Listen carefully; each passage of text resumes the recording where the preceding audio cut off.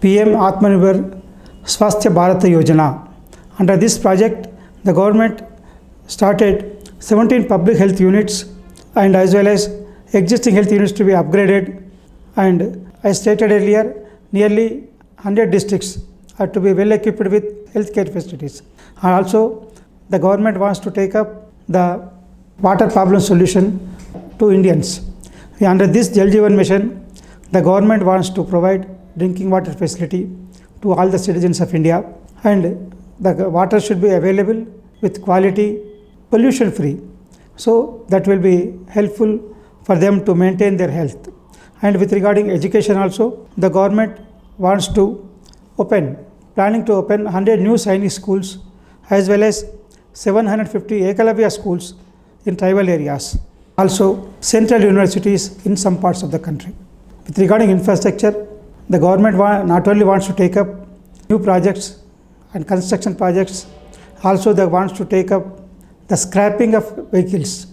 Means the vehicle which is in use for personal use more than 20 years and taxi is more than 15 years has to be scrapped, because if those vehicles are used to be allowed to be continued to use, that will lead to more pollution and high usage of oil, fuel, and as well also loss of health, loss of cost and loss of time also. To avoid this situation, the government wants to scrap the vehicles which are in use for more than 20 years in personal use and 15 years as taxi vehicles.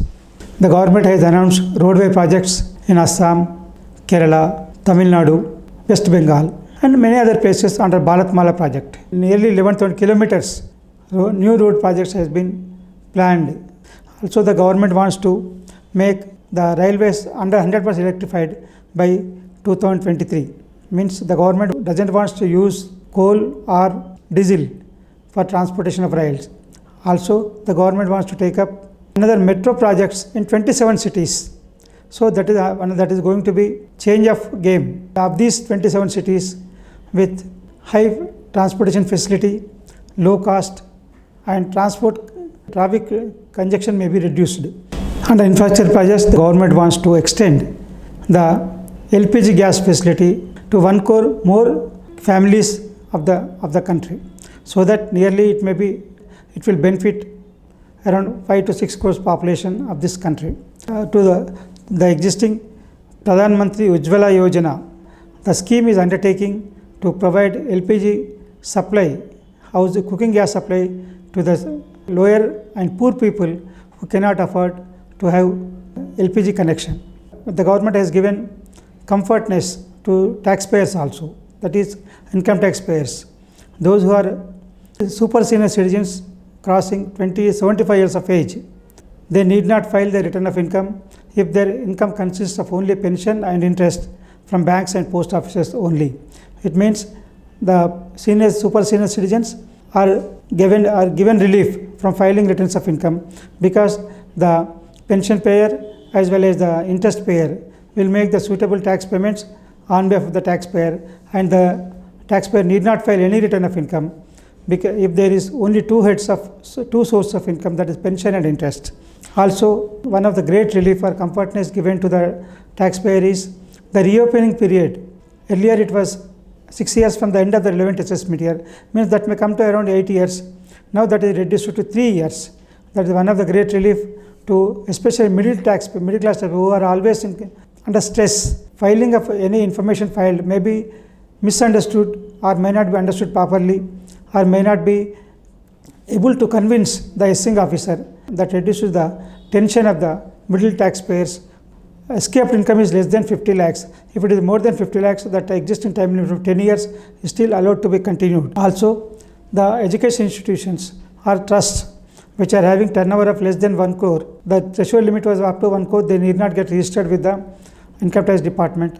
Now it has enhanced to 5 crores yearly and gross annual receipts. Up to that threshold limit, the education institution or trust or society need not get registered or need not get registered with the income tax department.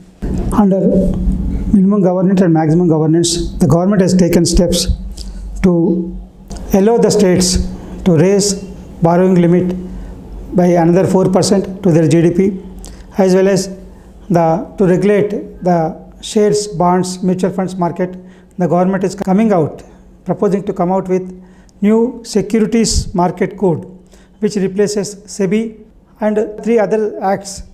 Means that will be only one market to regulate the capital market as well as borrowing market for the corporate sector.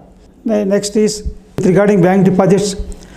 The insurance benefit has been extended from existing rupees 1 lakh to 5 lakhs to the deposit holders.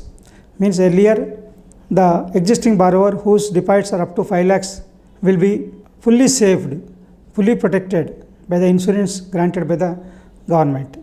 As well as if any, of course, in reality, wherever the bank has closed or taken over, merged with the other bank, there were no loss made to the depositors. The loss borne by only the investors of shares. So until now, no depositor has lost any money in any banking amalgamation or bank takeover or bank closure also. So this is of course, even to that also to protect, there may be delay in repayment of deposits, but there was no default of repayment of deposits to the depositor holders.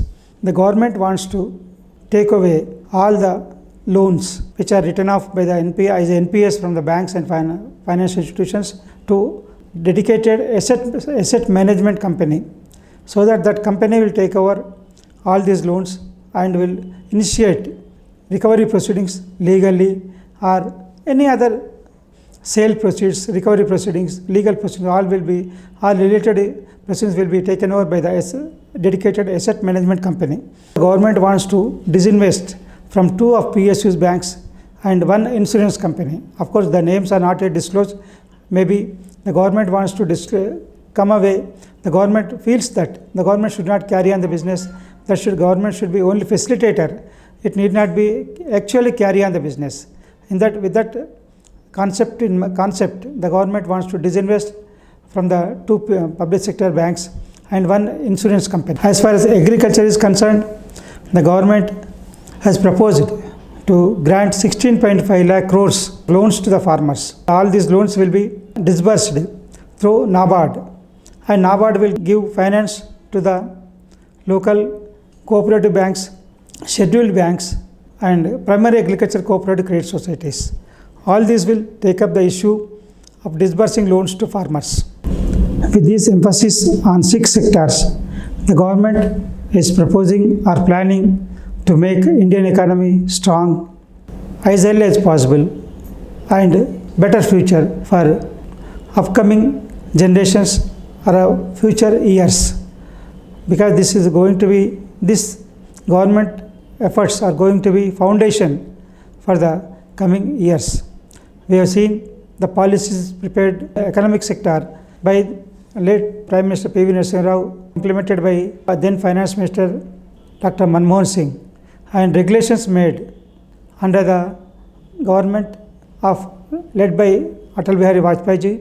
Now implementation is in progress under the leadership of our current Prime Minister Sri Narendra Modi ji. Same flow continues. I think by next generation, the Indian economy will become strong and efficient, and also wellness to the citizens of India.